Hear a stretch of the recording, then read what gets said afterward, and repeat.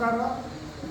జగన్మోహన్ రెడ్డిని ప్రజలు సైకో అని ఎందుకంటారంటే అమరావతిని చంపేయడానికి శాసన మండలిని రద్దు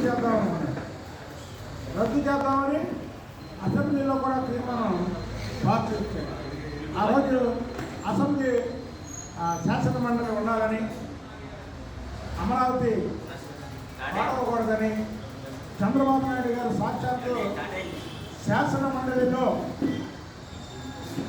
విజిటర్స్ కూర్చునే దాంట్లో కూర్చొని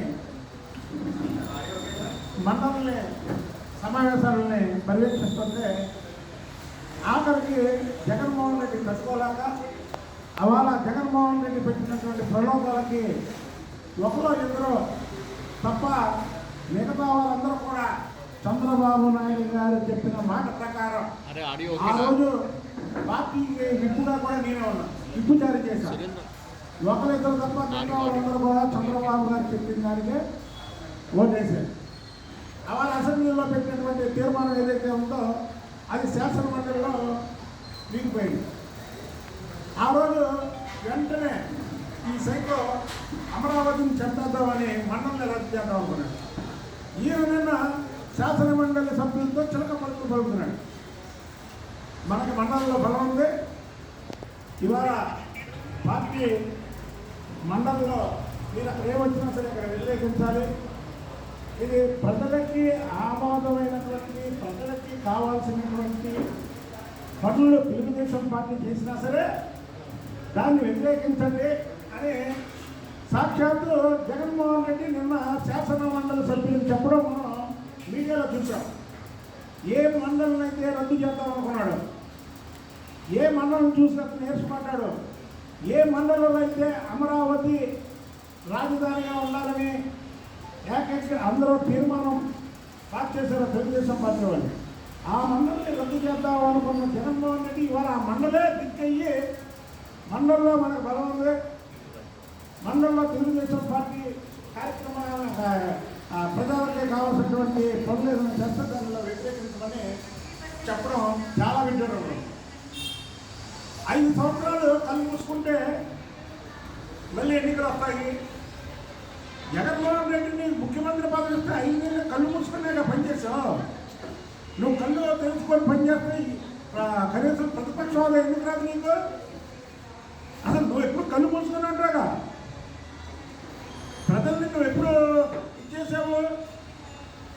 నువ్వు కళ్ళు మూసుకోబట్టిగా నీకు ప్రతిపక్ష హోదా రాలా? 5 సంవత్సరాలు కళ్ళు మూసుకుంటే 5 సంవత్సరాలు ఎంతలోకి వస్తుంది?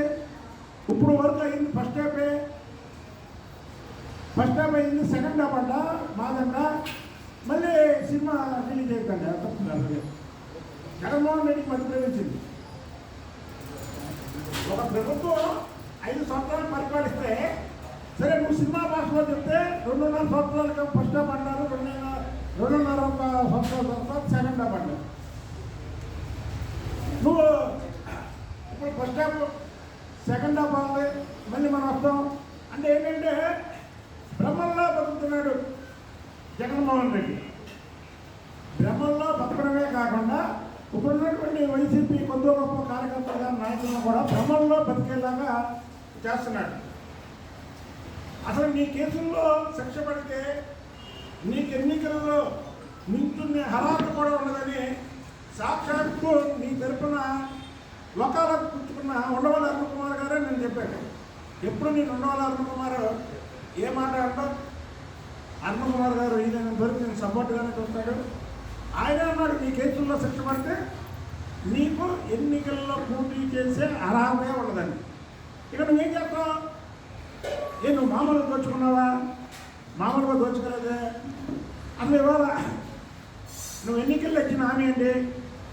ఆ రోజు 1000 రూపాయలు ఉన్నటువంటి పెన్షన్ని 200 రూపాయల పెన్షన్ని 1000 రూపాయలు చేసింది చంద్రబాబు. ఒక్కసారిగా 2000 రూపాయలు తీసింది చంద్రబాబు. నువ్వేమన్నా ప్రజలను మోసం చేయడానికి నవరత్నాల్లో నేను పెన్షన్ని 3000 చేస్తాను. ఏం చేయాలి? 3000 చేయాలి కదా. ఇదేంటంటే 250. For more videos like this, subscribe Big TV channel.